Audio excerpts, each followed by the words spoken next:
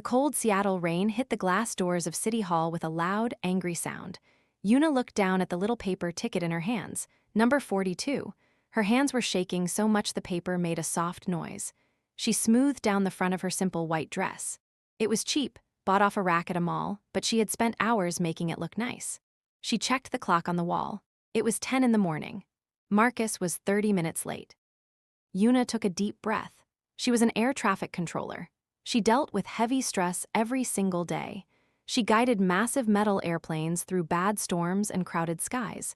She could handle a late boyfriend on their marriage registration day, but her stomach still felt sick. The heavy glass doors pushed open. The cold wind blew inside, making Yuna shiver. She looked up and smiled, ready to wave, but her smile froze. Marcus walked in. He was wearing the nice gray suit she had bought him for his birthday, but he was not alone. He was holding hands with a woman. Yuna blinked hard. Her dark brown skin felt suddenly very cold. It was Chloe, her adoptive sister. The golden child of the family that took Yuna in and made sure Yuna knew she was just a charity case every day of her life. Chloe was wearing a custom white silk dress that hugged her body perfectly. Marcus stopped when he saw Yuna standing by the waiting chairs. He did not let go of Chloe's hand. He just sighed, looking annoyed. Yuna walked over to them. Her legs felt like heavy blocks of wood. "What the fuck is this, Marcus?" she asked. Her voice was quiet, but it shook. Marcus rolled his eyes. "Don't make a scene, Yuna. People are looking." "You are 30 minutes late to sign our marriage papers," Yuna said. She pointed at his hand. "And you are holding my sister's hand. Why is she in a white dress?" Chloe smiled. It was a mean, sharp smile. She leaned closer to Marcus. "Tell her, baby, we have a reservation for lunch at noon, and I don't want to be late." Marcus looked at Yuna. There was no pity in his eyes, only cold, selfish pride. "I am not marrying you today, Yuna. I am marrying Chloe." Yuna felt the air leave her lungs. "Are you fucking kidding me? We planned this for 6 months. You told me you loved me last night." "Things change," Marcus said flatly. "Look, Yuna, be real for a second. Your family hates you. They told me if I marry you, I lose my job at the company. But if I marry Chloe, her dad is making me a vice president tomorrow. I need to think about my future." "Your future?" Yuna felt hot tears in her eyes, but she refused to let them fall. "I paid your rent for 2 years. I bought that damn suit you are wearing right now." "And I said thank you," Marcus snapped. "But a cheap suit doesn't pay for a nice house. Chloe can give me the life I want. You are just an air traffic controller. You work long shifts, you are always tired, and you have nothing to your name. Move out of the way, Yuna. We need to get our ticket." Chloe laughed. She reached out and patted Yuna's shoulder. "Ah, don't cry, sis. You can still come to our big wedding party next month. We need someone to help watch the coats." Before we continue this story, please leave a like if you are enjoying the video. It really helps the algorithm push more videos like this to you. Also, let us know in the comments where you are watching from today. If you don't hit that subscribe button for Afro-Korean Love FM right now, you might leave Yuna to cry all alone in this cold city with a broken heart.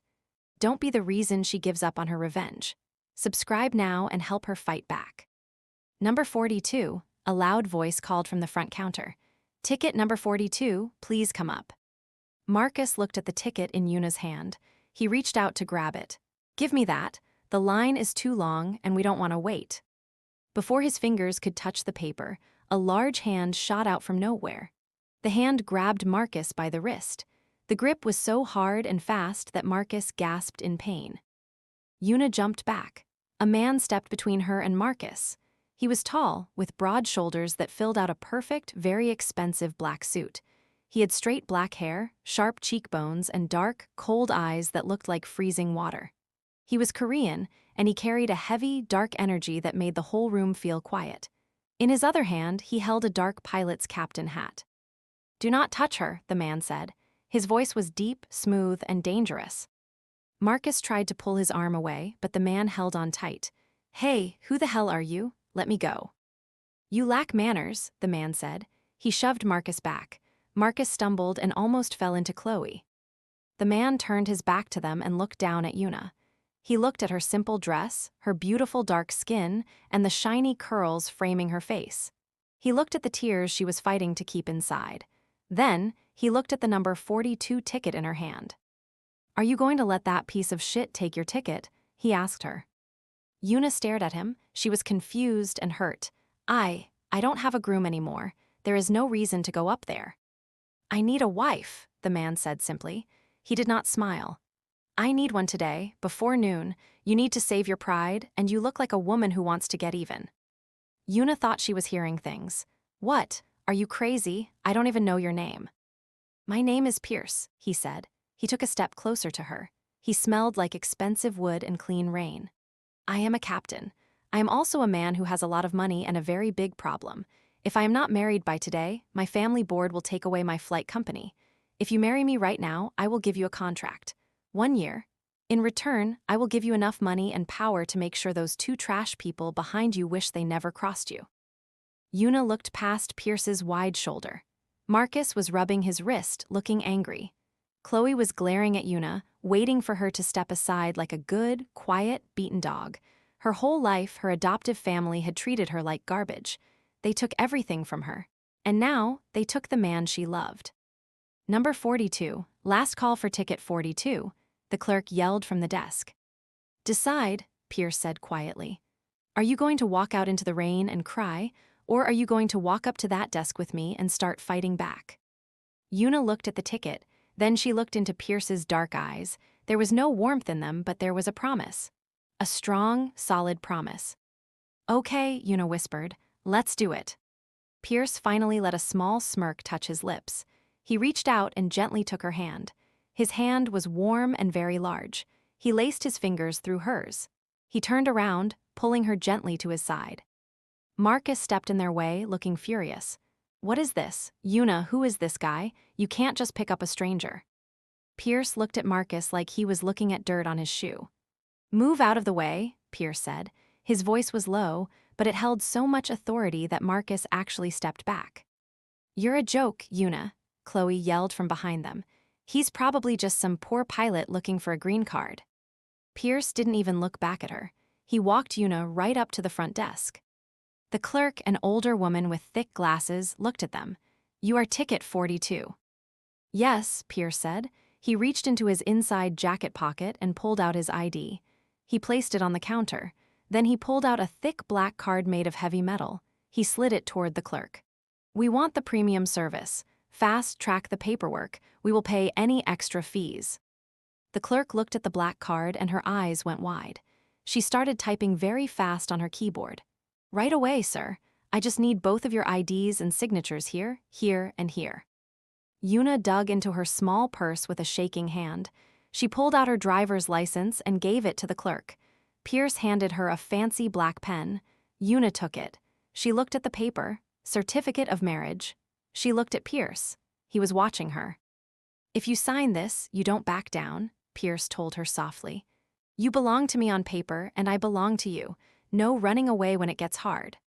I never run away, Yuna said. She pressed the pen to the paper and signed her name. Yuna Carter, soon to be Yuna. She didn't even know his last name yet. She looked at his ID on the table. Pierce Kwon. Pierce took the pen from her and signed his name with fast, sharp lines. Do you want to say any vows? The clerk asked, stamping the papers loudly. No, Pierce said. He took the stamped paper and folded it perfectly, sliding it into his jacket. We are in a hurry. He turned to Yuna. He didn't ask. He just put his hand on her lower back and guided her away from the desk. As they walked back toward the exit, Marcus and Chloe were still standing there. They had to wait for a new ticket. Marcus looked at Pierce, then at Yuna. You're seriously doing this? You're marrying a stranger because you're mad at me? You are crazy, Yuna. Yuna stopped walking. She looked at Marcus. He looked so small now. Beside Pierce, Marcus looked like a little boy playing dress-up. I am not mad, Marcus, Yuna said. Her voice was finally steady. I am just done dealing with cheap things. Pierce looked at Marcus. If you ever speak to my wife like that again, I will buy the company you work for and fire you myself. Understand? Marcus opened his mouth to talk back, but Pierce's eyes made him snap his mouth shut. Chloe looked nervous now. Pierce pushed the heavy glass doors open and guided Yuna out into the rain. A massive black car was parked illegally right in front of the steps. A man in a dark suit was standing in the rain with a huge black umbrella. He opened the back door for them. Get in, Pierce told her. Yuna climbed into the back of the car. The leather seats were soft and smelled brand new. Pierce got in right beside her. The door shut loudly, cutting off the sound of the rain and the city. It was perfectly quiet inside the car. The driver looked in the mirror. Where to, Captain Kwon? To the main office, Pierce said. He looked over at Yuna. She was staring at her hands. She was breathing fast. The reality of what she just did was hitting her hard. Breathe, Pierce told her. I just married a stranger, Yuna said. I am going to lose my mind. I don't know anything about you. What if you are a killer? Pierce leaned back in his seat and unbuttoned his jacket. I am not a killer. I am a businessman. And right now, you are my best investment. You work in air traffic control, right? Yes, Yuna said. Good, that means you follow instructions well, Pierce said. Here is your first rule as my wife. You never let anyone see you cry over another man again. You are Mrs. Kwon now. You do not lower your head to anyone. Yuna looked at him. He was so bossy, so cold. But for the first time in her life, she felt like someone was actually standing in front of her, taking the hits for her. Okay, Yuna said. What is rule number 2? Rule number 2, Pierce said, looking straight into her eyes. We sleep in the same bed. I don't do fake living arrangements. My enemies are watching everything I do. If this marriage looks fake, they will destroy both of us. Yuna's heart jumped into her throat. Sleep in the same bed. Pierce nodded slowly. Yes, every single night. Are you scared, Yuna? Yuna stared at him. Her chest moved up and down fast. Sleep in the same bed? We just met 20 minutes ago. I don't even know your favorite color. I am not having sex with you. Pierce looked out the dark-tinted window. The Seattle rain was falling harder now, hitting the glass like little bullets. I did not ask you to have sex with me, Yuna. I asked you to sleep in my bed. There is a big difference. My family board is full of snakes. They have private investigators watching my house right now. If I put you in a guest room, they will take pictures of the separate beds. They will use it in court to take my airline from me. I will not lose my grandfather's company. Yuna rubbed her arms. She was still shivering from the cold wind outside City Hall. Why do they want to take it from you? Because it makes $1 billion a year, Pierce said. His voice was flat. He did not sound like a man bragging about money. He sounded like a tired soldier talking about a long war. My uncle wants to sell it to a foreign company. He tried to blackmail me last week. He said if I did not have a stable family life, I was unfit to lead. So I needed a wife today, or they vote me out at 5 o'clock. Yuna felt a dull headache starting behind her eyes. So you just waited at City Hall to grab a random woman. Not random, Pierce turned his head slowly. His dark eyes locked onto hers in the dim light of the car. I watched you for 10 minutes. I saw how that garbage man treated you. I saw how your sister looked at you like you were dirt. You have a lot of anger inside you right now. I need someone angry. Angry people do not give up when things get hard. And in my world, things get very hard, very fast. Yuna bit her lip. She wanted to yell. She wanted to wake up from this crazy dream. But the soft leather seat was real. The heavy smell of Pierce's expensive clean cologne was real.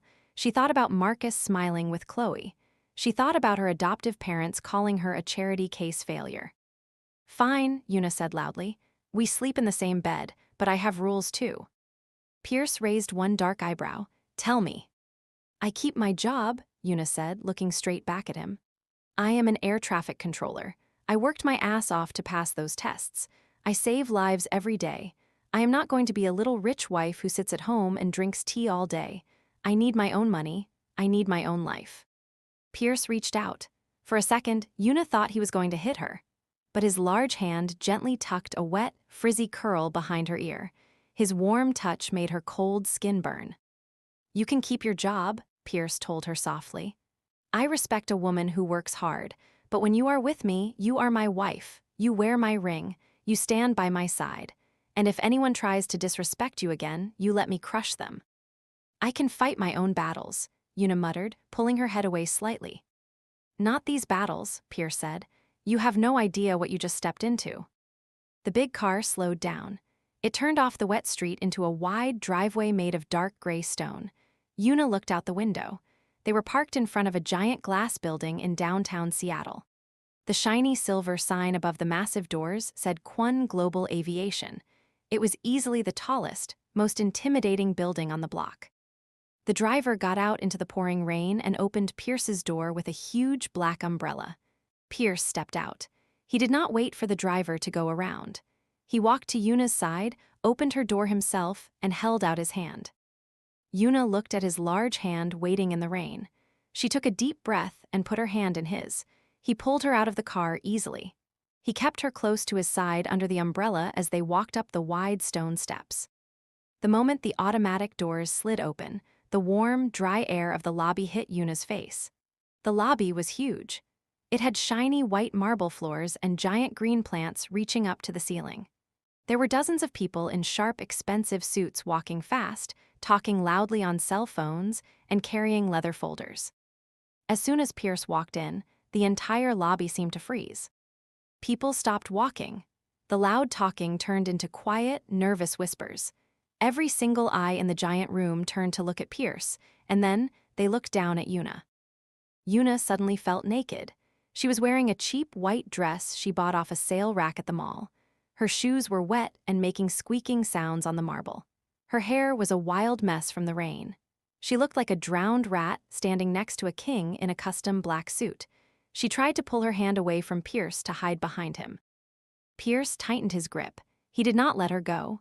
He pulled her even closer, so her side was pressed firmly against his hard hip. "Head up," he whispered in her ear. His breath was warm against her cold skin. "You are Mrs. Kwon now. Let them look. Do not look down." Yuna swallowed the lump in her throat. She forced her chin up. She looked straight ahead, pretending she owned the building. They walked toward a private elevator made of dark glass. Before they could reach it, a man stepped right in front of them, blocking the path. He was an older Korean man with silver hair and a sharp, cruel face. He wore a gray suit and leaned on a silver cane. 3 very large men in dark security uniforms stood right behind him, crossing their arms. "Pierce," the older man said. His voice was loud, bouncing off the marble walls so everyone could hear. "What is the meaning of this? You missed the morning emergency board meeting." Pierce stopped walking. His body went completely stiff. The air around him suddenly felt freezing cold. "I was busy, uncle." The uncle looked down at Yuna. He let out a loud, mocking laugh. "Busy with what? Did you pick up a stray dog from the street? Look at her. She is dripping dirty water on my clean floors." Yuna felt her face get hot with pure anger. She opened her mouth to curse the old man out, but Pierce squeezed her hand very hard to keep her quiet. "Watch your fucking mouth, uncle," Pierce said. His voice was not loud, but it cut through the big room like a sharp knife. The entire lobby went dead silent. Nobody moved. Someone dropped a pen, and it sounded like a gunshot. The uncle's face turned bright red. "How dare you speak to me like that? I am the vice chairman. You are bringing a cheap street girl into our headquarters just to avoid the marriage clause. The board will not accept this joke. We will vote you out by 5 o'clock today, and I will take your chair." Pierce reached into his inside jacket pocket. He pulled out the folded paper with the official city stamp on it. He threw it right at his uncle's chest. The paper hit the old man and fluttered down to the marble floor. "Pick it up," Pierce told him. The uncle glared, but he nodded to one of his security guards. The guard quickly picked up the paper and handed it to him. The uncle opened it. His eyes went wide as he read the names and saw the dark ink of the official state stamps. "Meet my wife," Pierce said loudly, turning his head to make sure every person in the lobby heard him. "Yuna Kwon, we were married an hour ago. The marriage clause is fulfilled. I keep my shares. I keep the captain's seat. And if you ever call my wife a stray dog again, I will break your silver cane over your head and fire you." The uncle's mouth opened and closed like a dying fish. He looked at Yuna with pure hate in his eyes. He crumpled the official paper in his fist. "This is a fake setup. She is a paid whore." Pierce moved so fast Yuna did not even see it happen. He let go of her hand, stepped forward, and grabbed his uncle by the throat. Gasps rang out across the huge lobby. The 3 security guards stepped forward, reaching for the weapons on their belts. "Stop," Pierce roared, tightening his hand around the old man's neck. He looked at the guards with murder in his eyes. "I am the CEO. You work for me. If you take one more step, you are all going to prison today." The guards froze. They looked terrified, slowly moving their hands away from their belts. Pierce leaned in close to his uncle's face. The old man was gasping for air, his face turning purple. I do not play games, uncle. She is my legal wife. If anyone in this building disrespects her, they deal with me. Now get the fuck out of my lobby. Pierce shoved the old man backward. The uncle stumbled hard and fell into the arms of his guards. He coughed loudly, holding his throat, trying to catch his breath. He pointed a shaking finger at Pierce. You will regret this, the uncle wheezed. You cannot protect her from the board. She will be destroyed by the end of the week. Get out, Pierce said coldly. The uncle turned and walked away fast toward the doors, his guards rushing right behind him. Pierce fixed his suit jacket. He took a deep breath, his broad chest expanding. Then he turned back to Yuna. His cold, dark eyes softened just a tiny bit when he saw her shocked face. He held his hand out to her again. Yuna was shaking, but not from the cold anymore. She had never seen a man act like that. Marcus would have cried and run away if a man with guards yelled at him. Pierce just choked his own uncle in front of 100 people to defend her honor. She slowly placed her hand back into his. Come, Pierce said. They walked into the private glass elevator. Pierce swiped his heavy black metal card on the scanner, and the doors shut tightly. The elevator shot up fast. Yuna watched the lobby get smaller and smaller through the glass. Her stomach did flips from the speed. You choked him, Yuna said softly in the quiet elevator. He deserved worse, Pierce replied, staring straight ahead at the metal doors. He has been trying to ruin my life since my father died. He hired people to ruin my reputation. He blackmails me. He wants to sell the family legacy for quick cash to pay his gambling debts. I told you, Yuna, my world is dangerous. They will come for you to get to me. You made a huge scene, she said, leaning against the glass. I made a point, Pierce corrected her. Now every single person in this building knows you belong to me. They will not dare to touch you, but they will try to test you with words. You need to be strong. The elevator dinged softly. The doors opened to the top floor. It was not a normal office. It looked like a massive luxury apartment combined with a military command center. There were dark wood floors, giant black leather couches, and a whole wall of thick glass looking out over the gray, rainy Seattle skyline. A huge dark oak desk sat in the middle of the room. A young Korean man in a sharp blue suit was waiting for them near the desk. He had a tablet in his hands and looked very stressed. Captain Kwon, the young man said quickly, bowing his head deep. The board is going crazy. Your uncle is making phone calls to the press, and the private investigators are already looking into. He stopped talking when he saw Yuna step out of the elevator. He blinked, staring at her wet mall dress. Jin, Pierce said smoothly as he walked into the room. This is my wife, Yuna Kwon. Yuna, this is my main assistant, Jin. He handles everything. Jin quickly bowed to Yuna. It is an honor to meet you, Mrs. Kwon. Yuna felt so weird hearing that name, she just nodded awkwardly. Hi. Pierce walked over to his large desk and sat down in the heavy leather chair. Jin, order my wife some dry clothes. Tell the personal shopper at the mall down the street to bring a dozen dresses, shoes, and coats. Size small, I am guessing? He looked at Yuna. Yes, small, size 7 in shoes, Yuna said. She crossed her arms tight.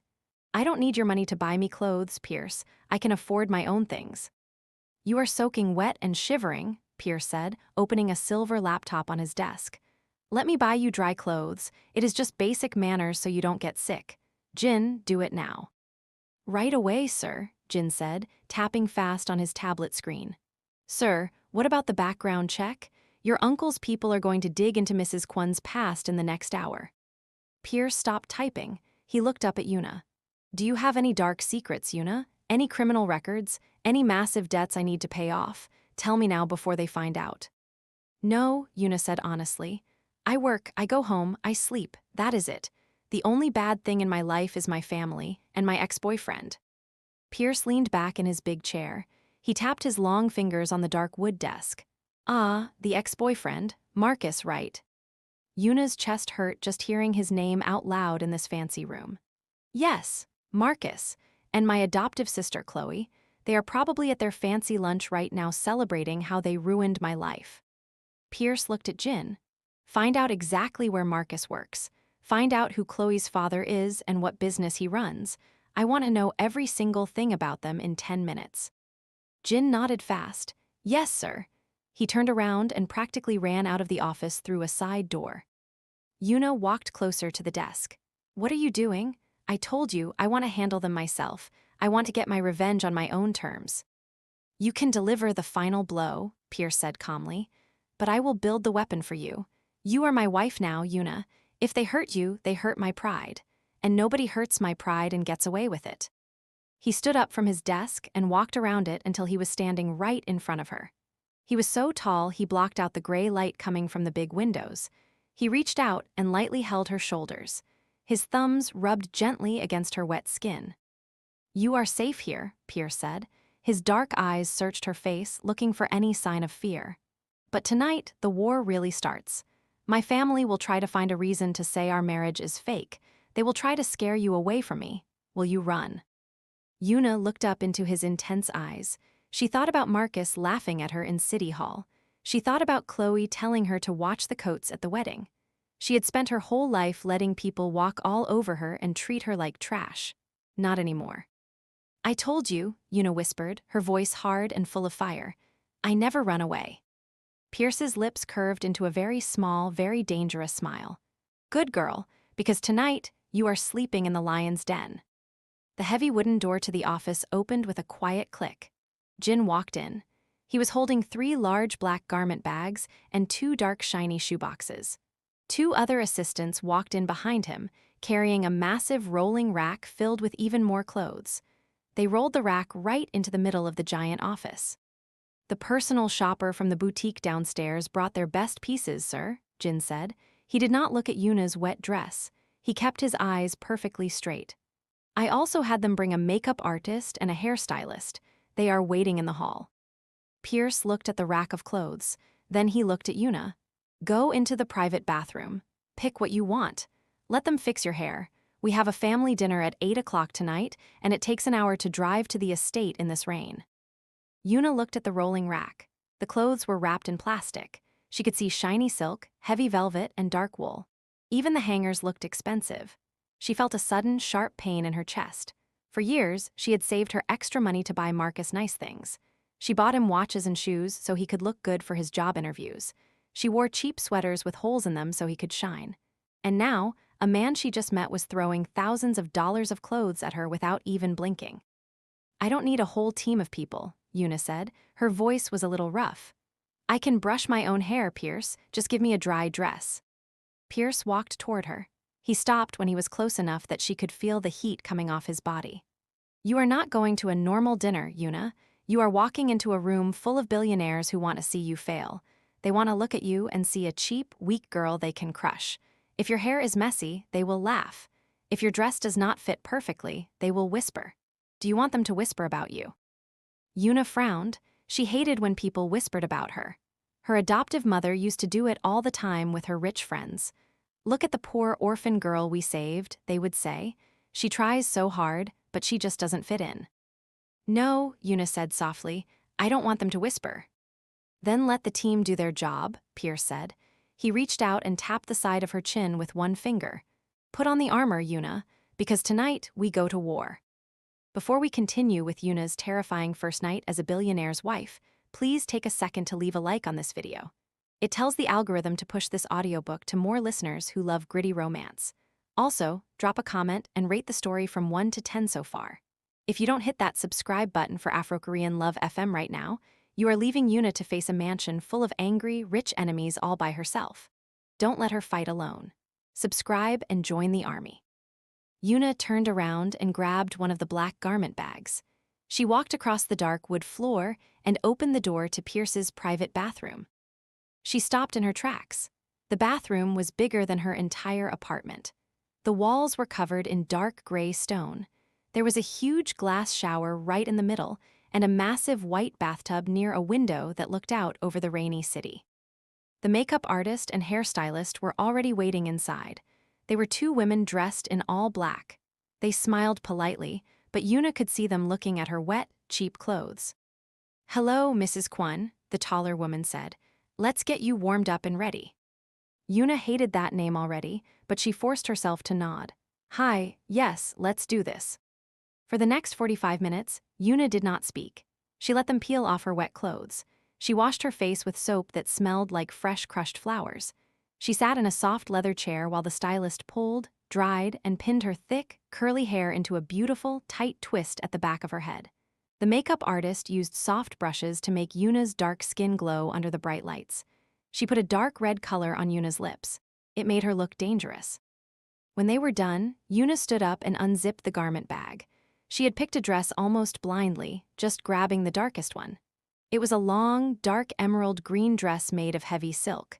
It had a high neck, long tight sleeves, and it hugged her curves perfectly before falling to the floor.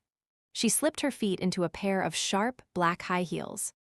She turned and looked in the giant mirror. She gasped. She did not look like the tired air traffic controller who ate cold noodles in the break room. She did not look like the girl who cried over Marcus. She looked rich. She looked untouchable. The dark green silk made her brown skin look like warm honey. "You look perfect, Mrs. Kwon," the stylist said softly. Yuna took a deep breath. "Thank you." She opened the bathroom door and walked back into the main office. Pierce was standing by his large desk. He had taken off his wet suit jacket and was wearing a crisp white dress shirt. The sleeves were rolled up, showing thick, strong arms covered in faint, straight scars. He was pouring a glass of dark brown liquor from a crystal bottle. He heard her heels clicking on the floor and looked up. Pierce froze. He put the glass down on the desk. He did not say a word for a long time. His dark, cold eyes slowly moved from the top of her shiny hair, down the tight green silk, all the way to her black shoes, and then back up to her dark red lips. The silence in the huge room was heavy. Yuna felt her stomach do a nervous flip. "Is it too much?" Yuna asked, crossing her arms over her chest to hide herself. "I can pick a different one." "Do not hide," Pierce said. His voice was deeper than before, rougher. He walked around the desk and came right up to her. He reached out and grabbed her wrists, gently pulling her arms down to her sides. "You look exactly like a woman who owns half of my empire. You look perfect." Yuna looked up into his face. He was so close she could smell the alcohol and expensive mint on his breath. "Thank you," she whispered. Pierce did not step back. He kept his hands on her wrists. "Before we leave, there is one more thing. Hold out your left hand." Yuna frowned, but held out her hand. Pierce reached into his pocket and pulled out a small black velvet box. He popped it open with his thumb. Inside the box sat a ring. It was not a normal wedding ring. It was a massive, square-cut diamond surrounded by smaller, sharp diamonds. It caught the dull light in the room and threw tiny rainbows against Pierce's white shirt. It was easily the size of a large piece of candy. "Holy shit," Yuna breathed, pulling her hand back a little. "Pierce, I cannot wear that. I work in an air traffic control tower. I have to push buttons and hold heavy headsets. I will get robbed walking to my car." Pierce grabbed her hand firmly and pulled it back. "You will not get robbed. You will have a driver taking you to and from work every day, and you will wear this ring." He took the heavy ring out of the box and pushed it onto her finger. It slid over her knuckle perfectly. It was freezing cold against her warm skin. "How did you know my size?" she asked, staring at the giant rock on her hand. "I guessed," Pierce said flatly. "I am good at guessing. Listen to me carefully, Yuna. When we walk into my family's house tonight, they are going to look at your hand first. They want to see if I bought you a cheap ring. A cheap ring means a fake wife. This ring belonged to my grandmother. It is worth more than the building your ex-boyfriend works in. When they see it, they will know I am not playing a game." Yuna tried to close her hand into a fist, but the ring was so big it felt weird. "Your family, what are they like?" Pierce turned away and picked up his glass of liquor. He drank it all in one fast swallow. "They are wolves. My grandfather built this aviation company from nothing. When he died, he left 51% of it to me. He bypassed my uncle, my stepmother, and my cousins. They have hated me ever since. They want to sell the company to an American tech giant for fast cash. I want to keep the planes in the sky. It is a war of money." "And your uncle tried to use the marriage rule to kick you out," Yuna said, remembering the fight in the lobby. "Yes, the company bylaws say the CEO must be married by his 35th birthday to prove he is stable," Pierce explained. He picked up a fresh black suit jacket from his chair and slid his arms into it. "Today is my 35th birthday." Yuna blinked hard. "Today is your birthday, and you spent it dragging a stranger from City Hall." Pierce looked at her. A tiny, dark smirk played on his lips. It was either that, or let my uncle steal $1 billion from me. I think I chose the better gift. He walked toward the private elevator and swiped his black card. Let's go, wife. The wolves are hungry. The ride down to the parking garage was silent. Yuna stared at her reflection in the glass doors. She barely recognized the woman staring back at her. The green dress, the red lips, the massive diamond. She looked like a dangerous stranger. When the elevator doors opened, the driver was waiting with a different car. This one was a sleek, dark gray sports car.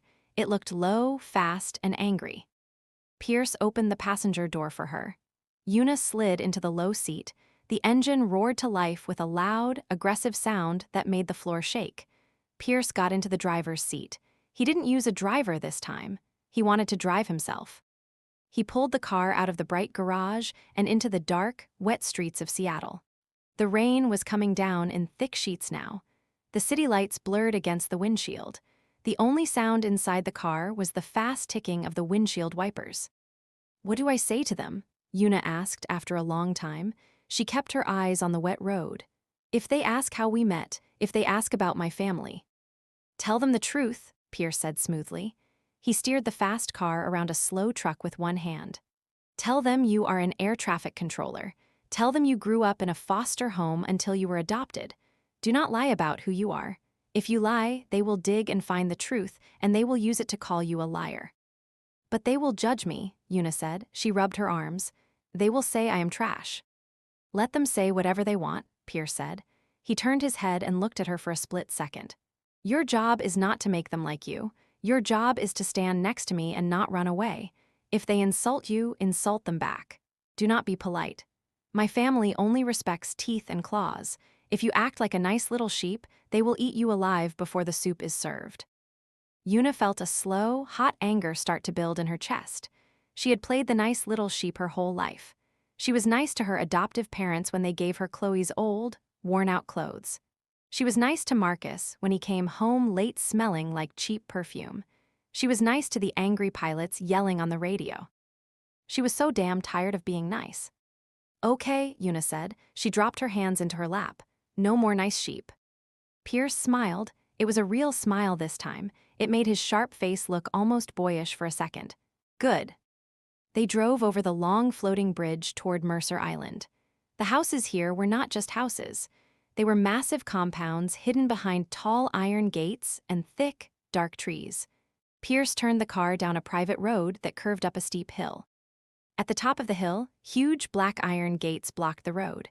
Pierce rolled down his window. The cold rain blew inside. He flashed his face at a small camera hidden in the stone wall. The heavy gates slowly swung open with a loud groaning sound. Pierce drove through the gates and up a long driveway lined with bright white lights. At the end of the driveway sat the Kwon family estate. It looked like a modern castle. It was made of dark gray stone and huge walls of glass. Lights burned brightly in every window, making the house glow against the black, rainy sky. Dozens of expensive cars were already parked in the wide circle driveway. Porsches, Mercedes, and heavy black SUVs. Pierce parked his car right at the front, blocking 2 other cars. He didn't care. He killed the engine. The loud roar stopped, leaving a heavy silence ringing in Yuna's ears. We are here, Pierce said. He turned his body to face her. Are you ready, Mrs. Kwon? Yuna looked at the giant glass front doors. She could see people moving inside, people in suits and shiny dresses, holding wine glasses, waiting for the CEO to show up so they could rip him apart. Yuna looked down at the massive diamond on her finger. It sparkled angrily in the dim car light. She thought about Marcus and Chloe having their fancy celebration lunch, laughing at her. She thought about her adoptive mother telling her she would never amount to anything. Yuna lifted her chin. She looked right into Pierce's dark, cold eyes. Let's go feed the wolves, Yuna said. The heavy oak doors of the mansion were pulled open by 2 men in dark uniforms. The cold rain and wind stayed outside as Yuna and Pierce stepped into the massive foyer. The air inside was completely different. It was hot, and it smelled like expensive roasted meat, old wood, and heavy perfume. Yuna looked up. A giant crystal chandelier hung from the ceiling, throwing bright, sharp light everywhere. The floors were covered in thick, dark red carpets. Straight ahead, the foyer opened up into a sunken living room that was the size of a basketball court.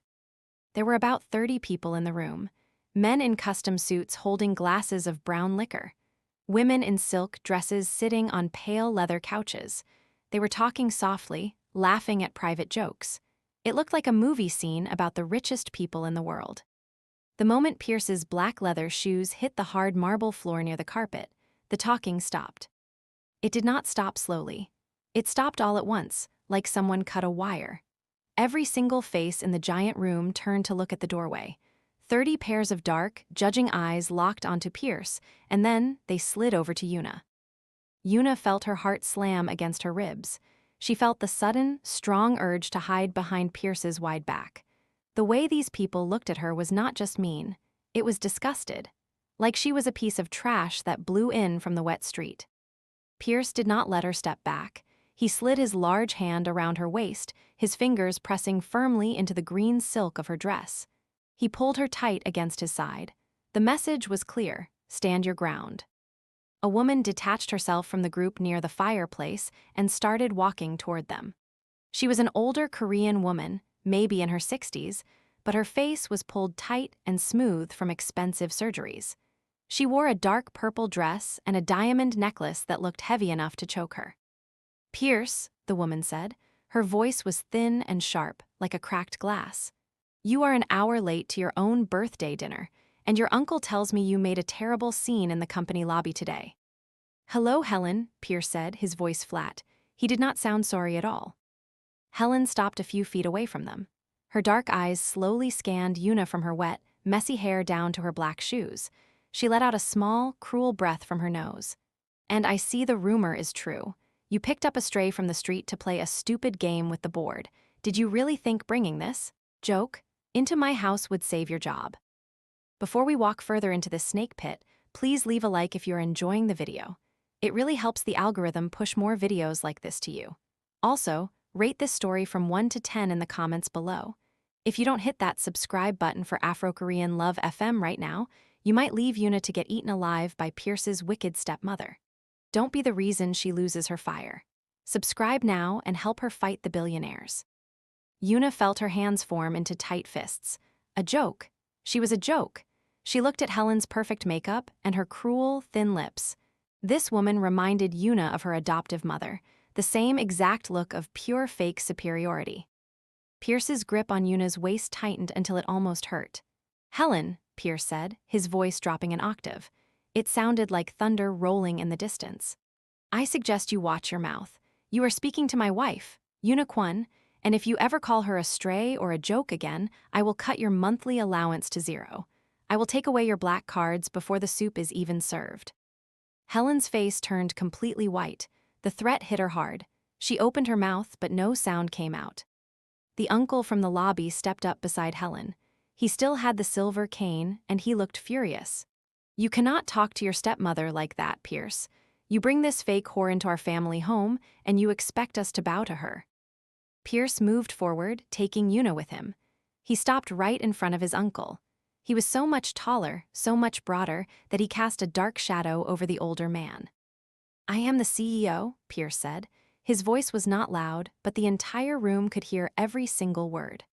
"I own 51% of the air under your feet. I own the chair you sit on. I own the food you are about to eat. I do not expect you to bow, uncle. I expect you to shut the fuck up and sit at my table. Or you can leave my house right now and walk home in the rain." The silence that followed was deafening. Nobody moved. Nobody breathed. Yuna stared at Pierce's side profile. His jaw was locked tight. He was a monster to them. A cold, ruthless king.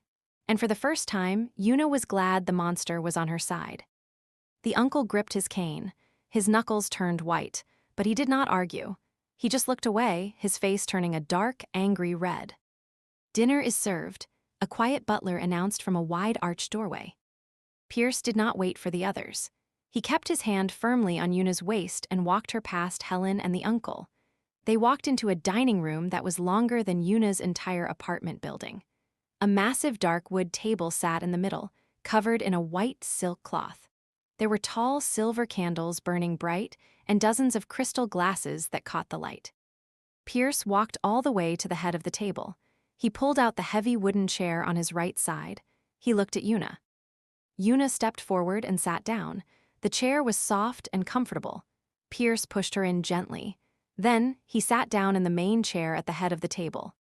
Slowly, the rest of the family filed into the room. They looked like prisoners walking to their cells. They sat down in their assigned seats. The uncle sat directly across from Yuna, on Pierce's left side. Helen sat at the very far end of the long table, glaring down at them. Servants in white gloves moved fast, placing small white bowls of steaming soup in front of everyone. Nobody touched their spoons, they just stared at Yuna. Yuna looked at the soup. It smelled like rich mushrooms and heavy cream. Her stomach rumbled loudly. She had not eaten anything since a piece of toast at 6 in the morning, right before Marcus dumped her. She did not care that 30 billionaires were watching her. She was hungry. She picked up her heavy silver spoon and took a bite. It was the best soup she had ever tasted. She took another bite, ignoring the shocked looks from the people across from her. So, Yuna, a man sitting next to the uncle, spoke up. He looked like a younger version of the uncle, probably a cousin. He had a mean, slick smile. Pierce did not give us much time to prepare for a wedding. Where does your family come from? What business does your father run? The whole table went perfectly still. This was the test. They wanted to know her bloodline. They expected her to lie, to make up some fake rich background so she could fit in. Yuna swallowed her soup. She wiped her mouth with the white cloth napkin. She looked right at the slick cousin. She remembered Pierce's rule in the car, no nice sheep. Tell the truth. I don't have a father, Yuna said. Her voice was loud and clear. It bounced off the high ceiling. I don't have a family business. I grew up in the foster care system in South Seattle. I slept on a lot of bad couches until I was 10 years old. Someone down the table let out a loud gasp. Helen closed her eyes like she was in physical pain. Yuna did not stop. She leaned forward a little, looking right into the cousin's eyes. Then I was adopted by a family who just wanted the monthly checks from the government. They treated me like a maid. So, the second I turned 18, I left. I put myself through school. I work in the control tower at the Seattle airport. I guide big heavy planes through the sky so rich people like you don't crash and burn on your way to vacation. The cousin's slick smile completely melted off his face. He looked at her like she was an alien. You guide planes? Helen asked from the far end of the table. Her voice dripped with pure disgust. You are a common worker. You look at radar screens for a paycheck. Yes, Yuna said, staring straight down the table at the old woman. I work 40 hours a week, sometimes more, and I am damn good at it. The uncle slammed his hand flat on the table. The crystal glasses shook. This is absolute bullshit, Pierce. You are making a mockery of our legacy. The company bylaws state the CEO must have a stable, respectable marriage. You brought a street orphan who works an hourly job. She has no connections. She has no wealth. She brings nothing to this family. She brings me, Pierce said softly. He had not touched his soup. He reached over and picked up his glass of dark red wine. He took a slow sip. He looked at his uncle over the rim of the glass. I have enough wealth for 10 lifetimes, Pierce said, setting the glass down. I have enough connections to buy the government. I do not need a wife to give me money. I need a wife who has a spine. And Yuna has more spine than every single person sitting at this table combined. It's a fake piece of paper, the uncle yelled, losing his temper completely. His face was purple. You paid her. You grabbed a poor girl and promised her a check to sign the marriage license today so we couldn't vote you out. It is a fraud. Pierce did not yell back. He calmly reached across the small space between him and Yuna. He took her left hand.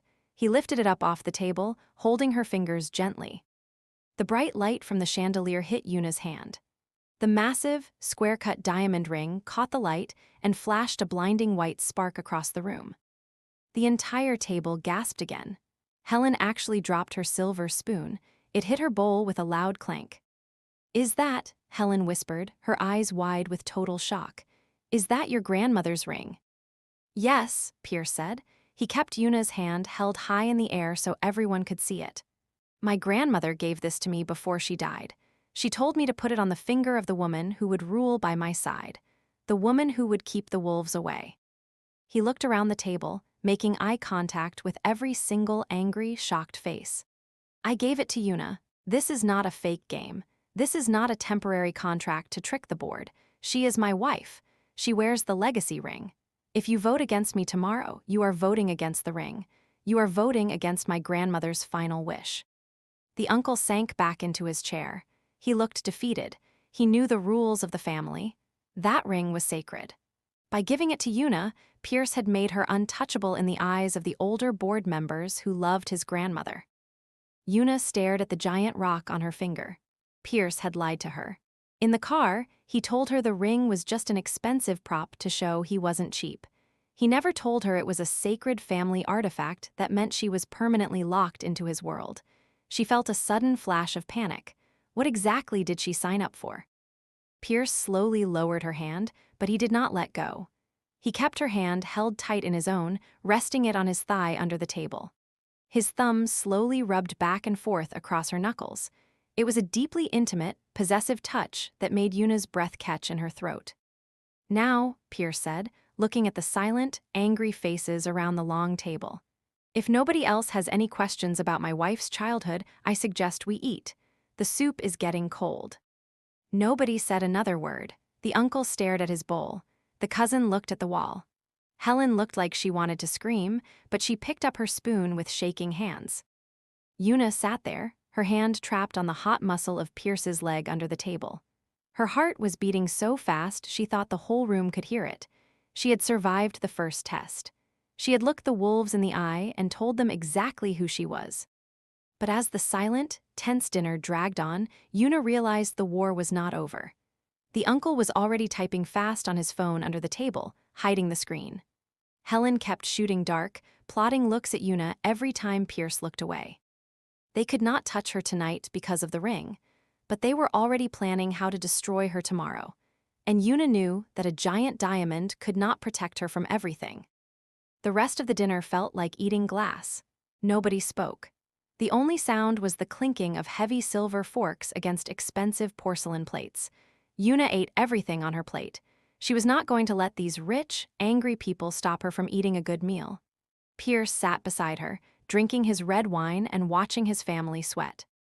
When the large grandfather clock in the corner struck 9, Pierce dropped his white napkin on the table. He stood up. He did not ask to be excused. "We are going to bed," Pierce said. He reached down and took Yuna's hand, pulling her gently up from her chair. "If any of you knock on my door tonight, I will fire you in the morning." The uncle threw his napkin down in pure anger, but he kept his mouth shut. Helen glared at Yuna's back as Pierce led her out of the dining room. They walked up a massive sweeping staircase covered in thick red carpet. The walls were lined with old oil paintings of stern-looking Korean men. The house felt less like a home and more like a cold, dark museum. The servants stood against the walls, keeping their heads bowed low as Pierce and Yuna walked past. Pierce did not let go of her hand until they reached the end of a long, dark hallway on the 3rd floor. He stopped in front of a heavy black wooden door. He pushed it open and pulled her inside. The room was huge. It had dark gray walls, a massive black marble fireplace, and a bed that looked big enough to fit 5 people. The moment they stepped inside, Pierce shut the heavy door behind them. The loud click of the metal lock echoing in the quiet room made Yuna's heart jump. They were completely alone. The monsters were outside the door, but Yuna was locked in a bedroom with a man she barely knew. A man who had just claimed her for the rest of her life. Before we find out what happens behind the locked doors of Pierce's bedroom, please take a second to leave a like on this video. It really helps the algorithm push more videos like this to your feed. Also, let us know in the comments where you are listening from today, or rate the story from 1 to 10. If you do not hit that subscribe button for Afro-Korean Love FM right now, you might leave Yuna trapped in this house full of snakes with no one to watch her back. Do not be the reason she fails. Subscribe and join the fight. Yuna immediately dropped Pierce's hand. She walked over to the giant bed and kicked off her sharp black high heels. Her feet were killing her. She turned around to face him. "You lied to me," Yuna said. Her voice was shaking, but she forced herself to keep her chin up. Pierce was taking off his suit jacket. He threw it over a leather chair. He started unbuttoning his white shirt. "I did not lie to you, Yuna. I told you I needed a wife. I told you I needed you to wear my ring. You said it was a 1-year contract. Yuna yelled, stepping closer to him. She held up her left hand. The massive diamond flashed under the soft bedroom lights. You told me in the car that this was just an expensive prop. You didn't say it was your grandmother's sacred legacy ring. You didn't tell me that putting this on meant I was permanently locked into your crazy family war. Pierce stopped unbuttoning his shirt. He looked at her. His dark eyes were tired, but they were not sorry. If I told you the truth in the car, you would have taken the ring off. You would have walked out into the rain and gone back to your miserable apartment. You don't know that. I know exactly that, Pierce snapped back. He took a step toward her. His broad chest was half bare, showing hard muscle and dark ink. He had a large black tattoo of an eagle spreading across his ribs. You are brave, Yuna, but you are not stupid. If you knew the real danger, you would have run. And I could not let you run.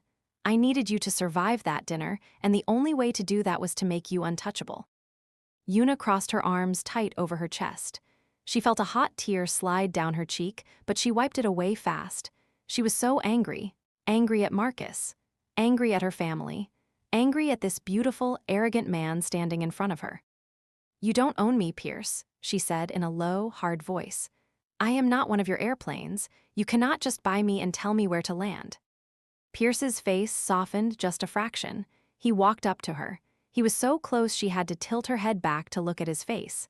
He reached out and gently took her left hand. He ran his thumb over the cold diamond. I know I do not own you, Pierce said softly, but my enemies do not know that. To them, you are my heart. You are my weakness. That ring is the only thing keeping my uncle from hiring men to hurt you. Yuna swallowed hard. Would he really do that? He has done worse to people who stood in his way, Pierce said. He dropped her hand and stepped back. He rubbed the back of his neck, looking suddenly very exhausted. I am sorry I dragged you into this, Yuna, but it is done now. We are in the boat together and the water is full of sharks, so we need to rest. Tomorrow is going to be a very long day. Yuna looked at the giant bed. It had dark gray silk sheets and huge, fluffy pillows. I am not sleeping in that bed with you. We already had this fight in the car, Pierce sighed. He walked over to the bed and pulled the heavy blanket back. My family has maids who check the rooms. They check the sheets. They check the garbage. If they see we slept on different couches, the uncle will call a board meeting and tell them the marriage is a fake. Get in the bed, Yuna. Fine, Yuna said. She walked over to the other side of the massive bed. But I am setting rules. She grabbed a long, thick body pillow and slammed it right down the middle of the mattress. It created a soft white wall between them. This is the border, Yuna said, pointing a sharp finger at the pillow. You stay on your side, I stay on my side. If your leg touches my leg, I will kick you off the bed. Pierce stared at the pillow wall. A slow, dark smirk spread across his face. It was the first time she had seen him look genuinely amused. You think a fuzzy pillow is going to stop me if I really want to cross the border?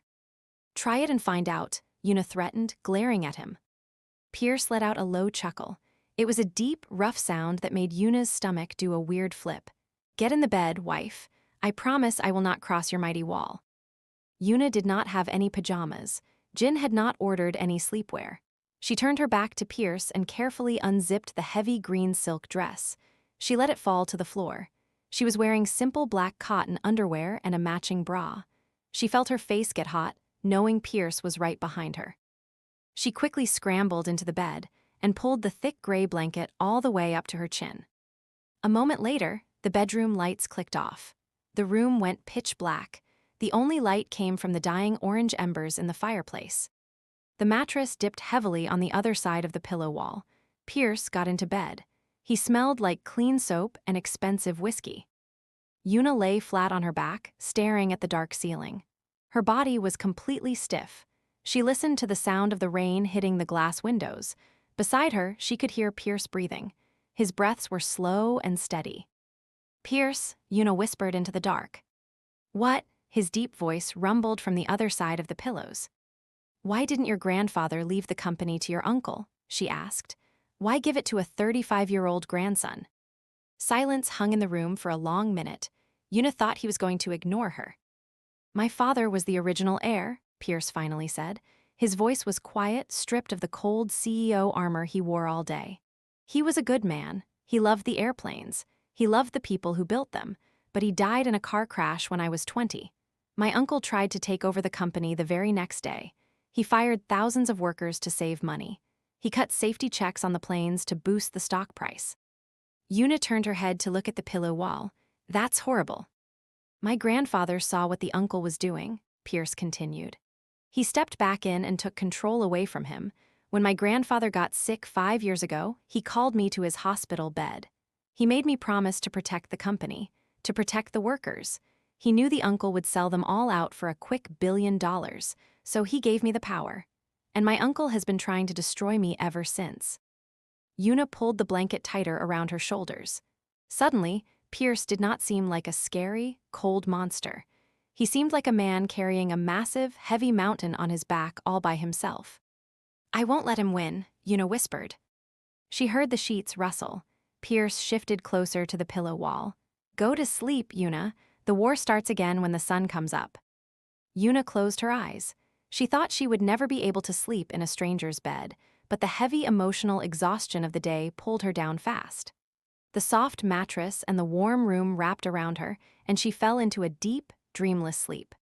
She woke up to the sound of a phone, vibrating aggressively against hardwood.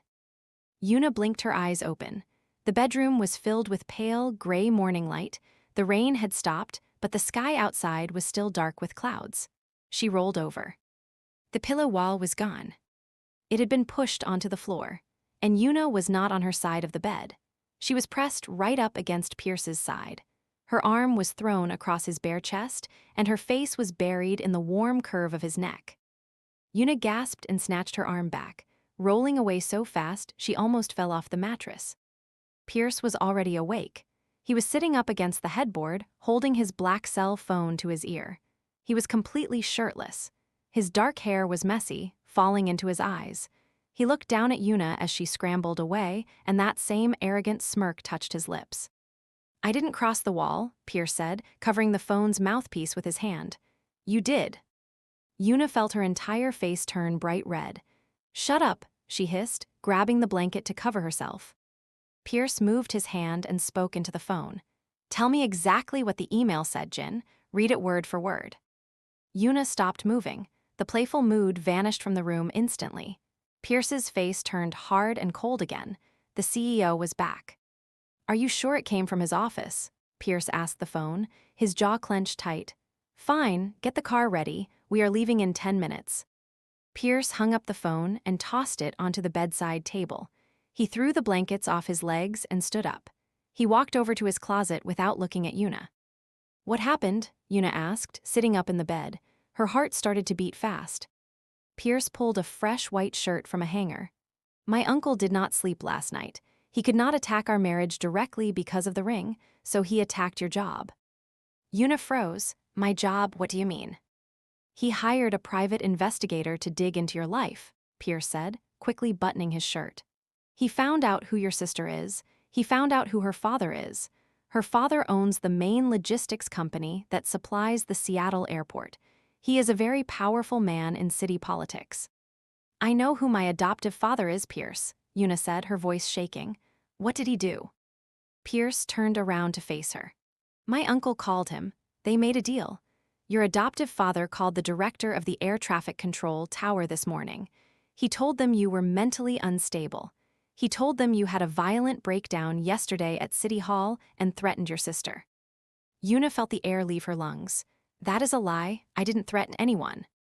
It doesn't matter if it is a lie, Pierce said darkly. They have money and they have influence. The director of the tower just sent an official email. You are placed on indefinite unpaid administrative leave pending a psychological investigation. They took your badge, Yuna. You cannot go to work. Yuna stared at him. Her job, her pride, the only thing in the world that belonged to her. The job she had studied for years to get, working night shifts at terrible diners just to pay for the classes. Her adoptive family had finally found a way to take the last piece of her independence.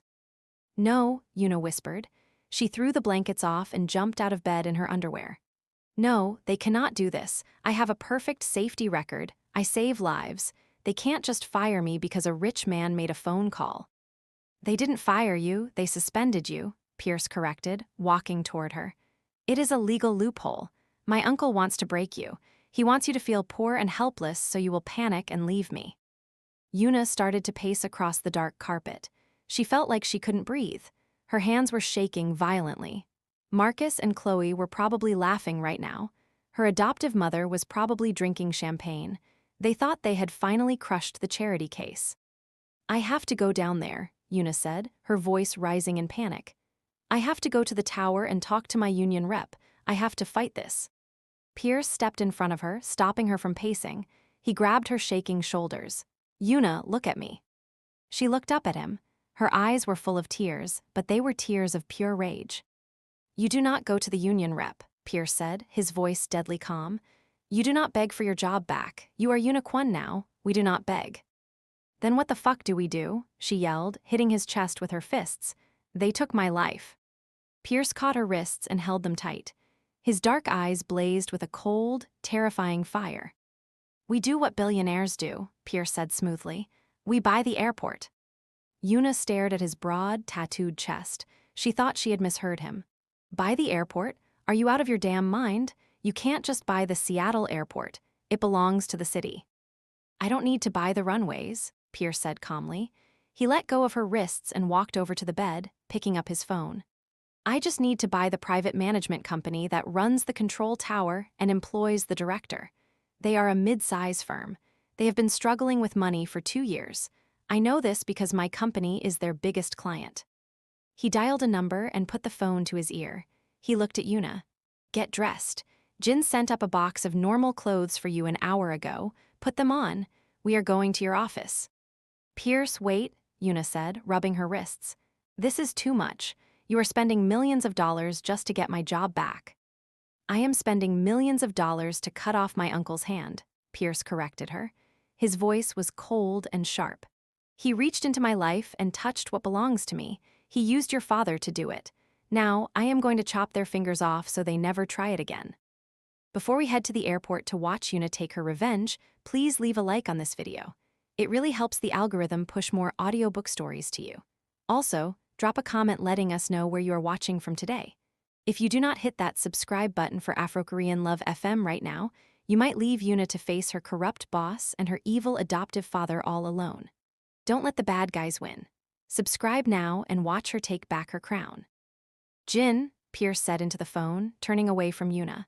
Call the CEO of Skylink Management. Tell him I want to buy his entire company. Yes, right now. Offer him double what it is worth. Tell him he has exactly 30 minutes to sign the digital paperwork, or Kwon Global Aviation will pull every single one of our contracts with him, and he will be bankrupt by noon. Yuna stood frozen in the middle of the massive bedroom. She listened to Pierce casually threaten to destroy a company while he put on his expensive watch. He was a monster. But as she watched him fight for her, a hot, thrilling feeling spread through her chest. Her whole life, she had fought alone. Now, she had a billionaire king holding a sword for her. She turned and ran to the heavy wooden doors of the closet. Sitting on a velvet bench was a large white box. Inside were black tailored pants, a crisp white button-down shirt, and a pair of sharp black boots. She stripped off her underwear and dressed quickly. The clothes fit perfectly. They made her look professional, powerful, and dangerous. 10 minutes later, they were walking out of the mansion. The rest of the family was nowhere to be seen. The massive house was dead quiet. Pierce drove his fast gray sports car down the wet, winding roads of Mercer Island. He drove way over the speed limit. The engine roared loudly, matching the angry beating of Yuna's heart. When we get in there, Pierce said, keeping his eyes on the highway, you let me do the talking first. When I give you the signal, you finish them. Understand? What is the signal? Yuna asked. She gripped the leather door handle tightly. You will know, Pierce said softly. They reached the Seattle airport in record time. Pierce bypassed the normal passenger parking. He drove straight to the restricted employee gate. A security guard in a yellow vest stepped out of a small booth, holding up his hand to stop the car. Pierce rolled down the window. He did not say a word. He just handed the guard his heavy black metal ID card. The guard looked at the card, then looked at Pierce's face. His eyes went wide. Captain Kwon, sorry sir, go right ahead. The guard pressed a button, and the thick metal gate rolled open. Pierce parked right in front of the tall, gray concrete building that housed the administrative offices for the control tower. He turned off the engine and looked at Yuna. "Head up," he told her. "No nice sheep." "No nice sheep," Yuna repeated. She pushed open her door and stepped out into the cold morning air. They walked into the building together. Yuna led the way to the elevator. She knew this building like the back of her hand. She pressed the button for the 5th floor. When the elevator doors opened, they stepped into a busy office filled with ringing phones and people looking at computer screens. A receptionist sitting behind a tall glass desk saw Yuna and stood up fast. "Yuna, you are not supposed to be here. Director Harrison said your badge is turned off." Yuna ignored the woman. She walked straight past the desk toward the heavy oak doors at the end of the hall. The doors had a gold sign that read, "Director of Air Traffic Operations." Pierce walked right behind her, his footsteps heavy and loud on the hard floor. Yuna reached out and pushed both doors open without knocking. They hit the walls with a loud bang. Inside the large office, 2 men were sitting on leather couches, drinking coffee. One was Director Harrison, a fat, balding man who always looked sweaty. The other man was tall, wearing a cheap brown suit, with graying hair and a mean, pinched face. It was Robert, her adoptive father. When Robert saw Yuna, he smiled. It was the same nasty, fake smile he used when he told her she was a burden to feed. "Well, well," Robert said, putting his coffee cup down on the glass table. "Look who decided to show up. I told you, Harrison, she has mental problems. She doesn't even know she is suspended." Director Harrison stood up, looking angry. "Yuna, get out of my office right now before I call security. You are on unpaid leave. You had a violent breakdown yesterday." Yuna stepped fully into the room. She looked at Robert. Her blood was boiling so hot she felt dizzy. "I didn't have a breakdown, Robert. I caught your precious daughter sleeping with my fiancé on our wedding day. And then you called my boss to lie about me so I would lose my job." Robert let out a loud, ugly laugh. He stood up and crossed his arms. "Don't be a dramatic bitch, Yuna. Chloe is giving Marcus a better life than you ever could. You are just a stray we took in for the tax breaks. You have nothing. You are nothing. And now you don't even have a paycheck. Maybe you can come clean our house to earn some rent money." Yuna opened her mouth to scream at him, but a large, warm hand rested heavily on her lower back. Pierce stepped out from behind her. He walked past Yuna and stopped in the middle of the room. He looked at Director Harrison, and then he looked at Robert. He looked at them like they were bugs crawling on his clean floor. "Who the hell are you?" Robert demanded, frowning at Pierce's expensive clothes. "My name is Pierce Kwon," he said. His voice was completely flat. "And you are sitting on my couch." Director Harrison's sweaty face suddenly lost all its color. He knew exactly who Pierce was. Everyone in the aviation world knew the CEO of Kwon Global. "Captain Kwon," Harrison stuttered, rushing out from behind his desk. I didn't know you were coming down here. We are honored. Please, can I get you something to drink?" "You can get your things out of this office," Pierce said calmly. He reached into his jacket pocket and pulled out his phone. He looked at the screen. "As of 2 minutes ago, Skylink Management is entirely owned by Kwon Global Aviation. I bought the company. That means I own this building. I own the tower. And I own your contract, Harrison." Robert looked confused. "Wait, what is he talking about? Harrison, what is going on?" Harrison was shaking. "Sir, I don't understand. We have an established leadership team here." "You had a leadership team?" Pierce interrupted. He put his phone back in his pocket and crossed his arms over his chest. "Then you took a bribe from this piece of trash to suspend my wife." "Your wife?" Robert gasped. He looked at Yuna, then at Pierce. His eyes dropped to Yuna's left hand. He saw the massive, sparkling diamond ring. Robert's mouth fell open in pure shock. "Yuna, you married him? The guy from the news." Yuna stepped forward. The signal. Pierce had set them up, and now it was her turn to knock them down. "Yes, Robert," Yuna said. Her voice was steady and hard.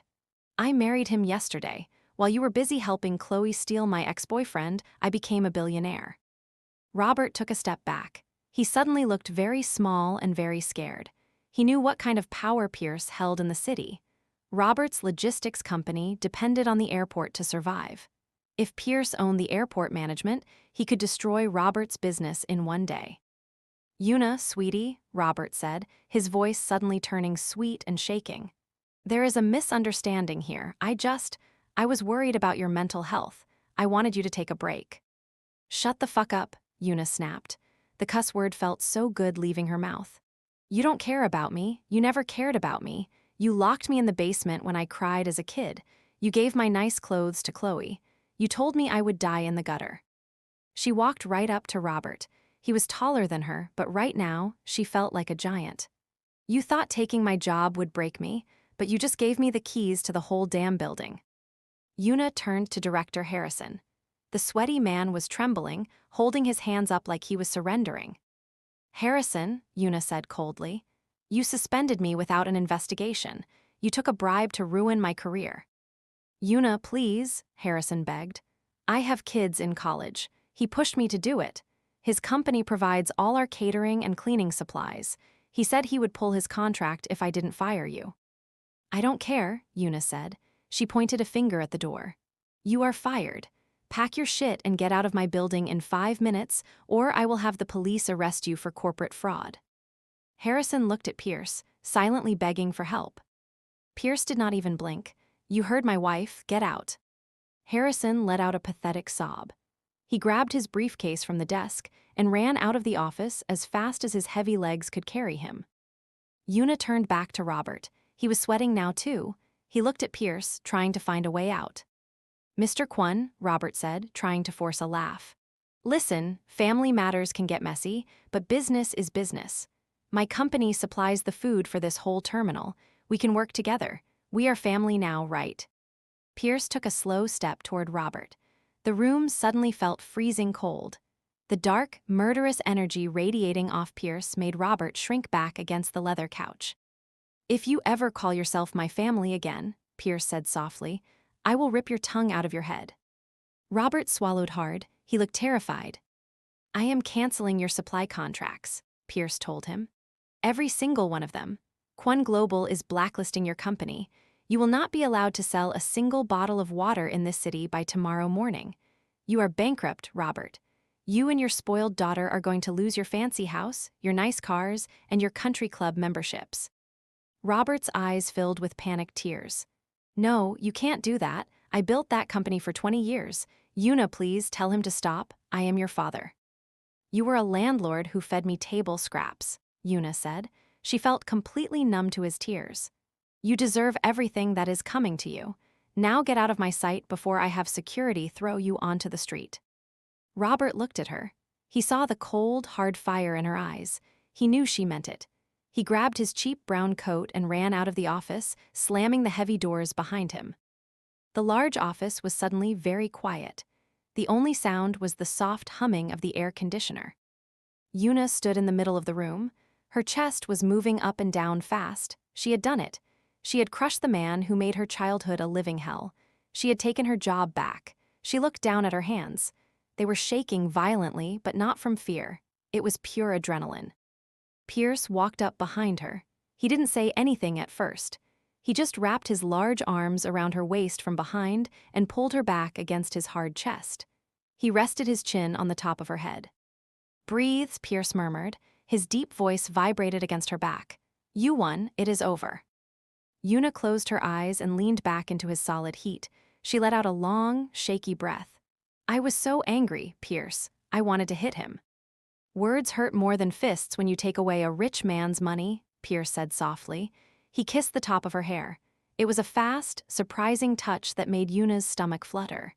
You did perfectly. You are a natural. Yuna turned around in his arms. She looked up at his handsome, sharp face. What happens now? You own the company. Harrison is gone. Who runs the tower? Pierce smirked. You do. You are the new director of air traffic operations.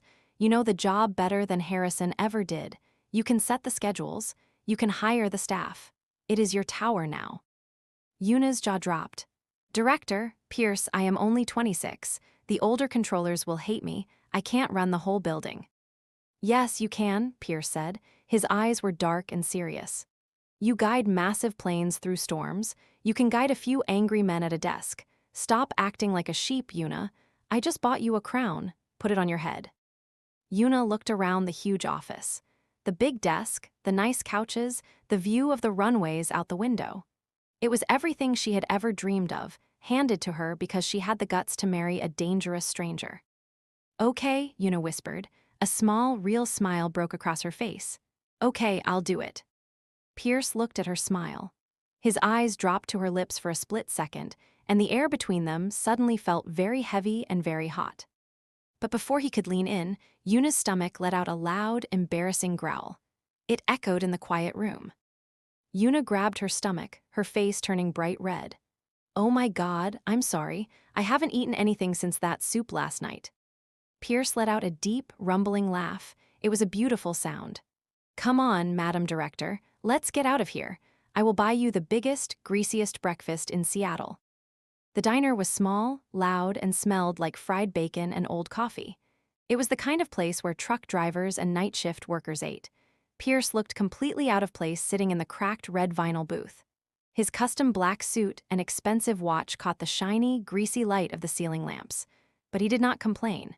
He just sat across from Yuna, drinking a mug of black coffee, watching her eat. Yuna was starving. She ate 3 eggs, 4 pieces of bacon, and a huge pile of hash browns in less than 10 minutes. She wiped her mouth with a cheap paper napkin and let out a long, happy sigh. Feel better? Pierce asked. His deep voice cut through the loud clatter of plates in the diner. Much better, Yuna said. She took a sip of her water. Thank you for the food, and for, buying a whole company just so I could fire my boss. Pierce leaned back against the red booth. I told you, Yuna, nobody touches what is mine. Robert and Harrison thought they could bully a young woman because she was alone. Now they know you are not alone. Yuna looked down at the table. The massive diamond ring on her finger felt heavy. It was a constant reminder that this was not a normal relationship. She had married a man who could destroy lives with a single phone call. My adoptive family is ruined. They have no money coming in now. Chloe is going to lose her mind. Do you feel sorry for them? Pierce asked. His dark eyes narrowed, searching her face for any sign of weakness. No, Yuna said honestly. I don't. They treated me like a dog for 20 years. They earned this. A small, proud smile touched Pierce's lips. Good. Keep that fire burning, Yuna, because the breakfast break is over. We have exactly 6 hours until the 5 o'clock board meeting at Kwon Global. My uncle lost his attack on your job, which means he is going to attack our marriage directly in front of the entire company board. Yuna felt her stomach tighten again. What can he do? We have the official marriage paper. I am wearing your grandmother's ring. What else does he want? He wants to prove that you are a paid actress, Pierce explained. He wants to prove we have no real connection. The board is made of 12 old, very conservative men. They hold 49% of the company shares. If my uncle convinces them that our marriage is a fake trick to keep my power, they will vote with him to strip me of my CEO title. Before we walk into the lion's den for the most dangerous meeting of Yuna's life, please hit that like button if you're enjoying the video. It tells the algorithm to push this audiobook to more listeners who love a good revenge story. Also, let us know in the comments where you are watching from today. If you don't hit that subscribe button for Afro-Korean Love FM right now, you might leave Yuna to face a room full of angry billionaires all alone. Don't let the evil uncle win. Subscribe and join the fight. Yuna pushed her empty plate away. The reality of the situation was settling heavy on her shoulders. So, what is the plan? Do we memorize facts about each other? Favorite colors, middle names, childhood pets? No, Pierce said. He put some cash on the table to pay the bill. The board does not care about your favorite color. They care about strength. They want to see if you crack under pressure. My uncle will try to embarrass you. He will try to make you look like a cheap gold digger. Your only job is to sit next to me, look them dead in the eye, and never back down. Pierce stood up and held out his hand. Yuna took it, and they walked out of the diner into the cold Seattle wind. They drove back to the massive glass building of Kwon Global Aviation. This time, when they walked into the huge marble lobby, nobody whispered. The security guards bowed their heads. The office workers quickly got out of their way. News of what happened at the airport had already spread. Everyone knew that Captain Kwon had bought an entire company just to avenge his new wife. They looked at Yuna with a mix of fear and deep respect. They spent the next 5 hours in Pierce's top-floor office. Jin, the assistant, brought in stacks of heavy folders. Pierce made Yuna read through the basic history of the company. She learned about the thousands of airplanes they owned, the international routes they controlled, and the billions of dollars that moved through the accounts every single day. It was overwhelming, but Yuna was smart. She treated it like learning a new radar system at the control tower. She memorized the important names and the big numbers. At 4:50, Pierce stood up from his desk. He walked over to the private bathroom and washed his face. He checked his suit in the mirror. His face was a cold, hard mask. The monster was back. "It is time," Pierce said. He walked over to Yuna. He reached down and gently fixed the collar of her white shirt. His fingers brushed against her warm neck, sending a sudden, sharp shiver down her spine. "Are you ready, Mrs. Kwon?" "I am ready," Yuna said. They walked to the private elevator. It took them down to the 50th floor. The doors opened to a wide, quiet hallway covered in dark blue carpet. At the end of the hall were two massive double doors made of heavy, dark wood. Two large security guards stood outside. They opened the doors when Pierce approached. Yuna walked into the boardroom. It was a giant room with windows on 3 sides, showing the entire city of Seattle. A huge, long table made of polished black stone sat in the middle. 12 older men in expensive gray and black suits were already sitting around the table. Sitting at the far end of the table, directly across from the empty CEO chair, was Pierce's uncle. He did not look scared like he did at the dinner last night. He looked incredibly smug. He had a nasty, knowing smile on his face. Pierce did not say hello to anyone. He walked to the head of the table. He pulled out the chair to his right for Yuna. She sat down, keeping her back perfectly straight. She placed her hands on the cold stone table, making sure the giant diamond ring was easy to see. Pierce sat down in the main chair. "Let's begin," Pierce said, his voice echoing in the quiet room. "This is a mandatory emergency board meeting called by the vice chairman. Uncle, you have the floor." The uncle stood up. He leaned heavily on his silver cane. He looked around the table at the 12 board members. "Gentlemen," the uncle started, his voice loud and dramatic. "We are here today because the legacy of this great company is in danger. As you know, the company bylaws clearly state that the CEO must have a stable, verified marriage by his 35th birthday. This rule was created to ensure our leader is mature and grounded." The uncle pointed a shaking finger at Yuna. "Yesterday, on his 35th birthday, Pierce dragged this woman into our lobby. He claims she is his wife. I am here to tell you that this is a complete fraud.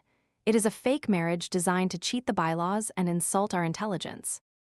The board members started to whisper to each other. Some of them looked at Yuna with hard, judging eyes. "She wears my grandmother's ring," Pierce said coldly. He did not raise his voice. "The marriage certificate is real. You are wasting our time, uncle." "Am I?" The uncle laughed. It was an ugly sound. "I did some digging today, Pierce. I know who this girl is. Her name is Yuna. She is a low-level air traffic controller who grew up in the foster system. She has no money, no class, and no connections." "She is the new director of air traffic operations," Pierce corrected him smoothly. "And she is my wife." "She is a gold digger?" the uncle yelled, slamming his hand on the table. "And I have the proof. I know exactly why she married you yesterday. It wasn't for love. It wasn't for loyalty. It was because she was desperate for cash after getting dumped by her real boyfriend."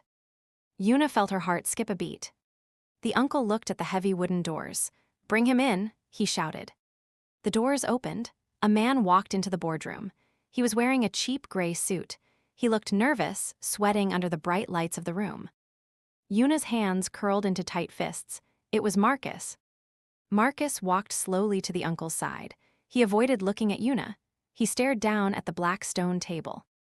"Gentlemen of the board," the uncle said, smiling widely. "This is Marcus. He was engaged to marry Yuna yesterday morning. Marcus, please tell the board what happened." Marcus swallowed hard. He looked at the 12 rich men staring at him. He knew the uncle was paying him a massive amount of money to tell this lie.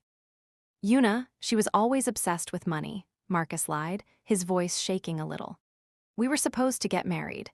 But yesterday morning, she told me she found a better deal." She told me a rich guy at the city hall offered her $1 million to sign a fake marriage paper. She laughed at me and said she was going to be a fake billionaire wife for a year and take his money. The boardroom erupted into loud voices. The 12 men started talking all at once, looking angry and shocked. A fake contract, one board member yelled. This is a disgrace to the company, another one shouted. The uncle raised his hands to quiet the room. You see, it is a scam. Pierce paid this cheap girl to fool us. I move for an immediate vote of no confidence. We must strip Pierce of his CEO title right now and protect the company. Pierce did not move. He did not yell. He slowly turned his head and looked at Una. His dark eyes were calm. He gave her a single, slow nod. The signal. Una stood up. Her chair scraped loudly against the floor, making a sharp noise that cut through the angry voices in the room. Everyone stopped talking. They all looked at her. Una ignored the board members. She ignored the uncle. She locked her eyes right onto Marcus. Look at me, Marcus, Una commanded. Her voice was not loud, but it was incredibly hard. It was the exact same voice she used when a pilot was flying into a dangerous storm and needed absolute direction. Marcus flinched. He slowly lifted his head and looked at her. He saw the cold fire in her eyes, and he saw the massive, blinding diamond on her hand. You are wearing the gray suit I bought you for your birthday, Una said. Her words were slow and clear, echoing in the silent boardroom. I paid $300 for that suit. I put it on my credit card because you couldn't afford it. You work as a junior marketing assistant and you make $40,000 a year. Am I lying? Marcus opened his mouth, but nothing came out. He looked at the uncle for help, but the uncle just frowned. Answer the question, Marcus, Pierce said. His deep voice sounded like a threat of pure violence. No, Marcus whispered, you are not lying. Una took a step away from her chair, walking down the side of the long black table toward Marcus. I paid your rent for the last 2 years. I bought your groceries. I paid for the gas in your car. I worked double shifts at the control tower, staying up all night just so you could pretend to be a big shot in front of your friends. I did everything for you. And how did you repay me, Marcus? Marcus started to sweat more. Una, please. How did you repay me? Una demanded, stepping closer. You slept with my adoptive sister. You showed up to our wedding registration holding her hand, and you told me you were dumping me because her dad promised you a promotion. You sold me out for a cheap job. The board members were completely silent. They were watching the drama unfold like an intense movie. And now, Una said, stopping right in front of Marcus. She was shorter than him, but she completely dominated the space. You come into my husband's building. You stand in front of my husband's board. And you lie to their faces because this old man, she pointed a sharp finger right at the uncle, paid you to do it. That is a lie, the uncle shouted, his face turning red. She is making up stories. Is it a lie? Una challenged. She looked at the 12 board members. Gentlemen, you run a billion-dollar company. You are smart men. Look at this man standing here. Look at his cheap shoes. Look at his shaking hands. Does he look like a man who tells the truth? Or does he look like a coward who takes bribes from whoever offers him the most money? One of the older board members, a man with white hair and thick glasses, leaned forward. Young man, he said to Marcus, did the vice chairman pay you to come here today? Marcus looked terrified. He looked at Una's furious face. He looked at Pierce, who looked ready to snap his neck. And he looked at the angry old men at the table. He cracked. Yes, Marcus blurted out, putting his hands up in defense. He offered me $50,000. He told me to say Una was a gold digger. I'm sorry, I just needed the money. The boardroom exploded again. This time, the anger was not directed at Pierce or Una. It was directed entirely at the uncle. You bribed a witness? The white-haired man yelled at the uncle. You brought a liar into this sacred boardroom to trick us. No, he is lying now, the uncle screamed, pointing his cane at Marcus. He is double-crossing me. Pierce must have paid him more. Pierce finally stood up. He buttoned his suit jacket slowly. He walked down the length of the table and stood right beside Una. He looked down at his uncle. You are a pathetic old man, Pierce said coldly. You tried to ruin my wife's career this morning, and you failed. You tried to humiliate her in front of my board this afternoon, and you failed. You have no honor. You have no strength. Pierce looked at the 12 board members. My wife, Yuna, just exposed a traitor in less than 2 minutes. She did not cry, she did not run away. She stood her ground and fought back. That is the kind of strength this family needs. That is why she wears the ring. The white-haired board member nodded slowly. He looked at Yuna with a new sense of respect. She is indeed a very strong woman, Captain Kwon. Your grandmother would have liked her. Pierce turned his cold eyes back to the uncle. I am calling for a countervote. I move to strip the vice chairman of his board seat, effective immediately, for gross misconduct and attempting to defraud the leadership. The uncle's eyes widened in pure terror. You cannot do that. I am family. I own 15% of the shares. I second the motion, the white-haired man said loudly. All in favor? Pierce asked. One by one, all 12 men around the table raised their hands. The uncle collapsed into his chair. His cane hit the floor with a loud clatter. He had lost everything. His plan to steal the company had completely backfired, and it was all because he underestimated the girl in the cheap white dress. Pierce looked at Marcus, who was shaking violently in the corner. Get the fuck out of my building, Pierce told him softly. And if you ever come within 50 feet of my wife again, I will make sure you never find a job in this country. Marcus did not say a word. He turned and ran out of the boardroom as fast as he could. Yuna stood next to Pierce. Her heart was beating so fast it felt like a bird trapped in her chest. She had just destroyed Marcus, and she had helped Pierce secure his empire. She felt a huge rush of power. Pierce reached out and took her hand. His grip was warm and solid. He looked down at her, and for the first time, he gave her a completely genuine, unguarded smile. Well done, Mrs. Kwon, he whispered. But as the board members started to pack up their briefcases, the heavy wooden doors of the boardroom opened one more time. A woman walked into the room. She was tall, incredibly beautiful, and wearing a stunning red designer dress. She had long, perfect black hair and sharp, cold eyes. She looked like a runway model, but she walked with the confidence of a killer. Pierce's smile vanished instantly. His entire body went stiff. He dropped Yuna's hand. The woman smiled as she looked at Pierce. Hello, Pierce, she said. Her voice was smooth like dark honey. I heard you got married. I thought I should come and say congratulations. Yuna looked at the woman and then she looked at Pierce. Pierce looked pale. He looked like he had just seen a ghost. Who is she? Yuna asked softly. Pierce did not look at Yuna. He kept his eyes locked on the woman in the red dress. Her name is Syria, Pierce said. His voice was completely empty. She is my ex-fiancée, and she died 3 years ago.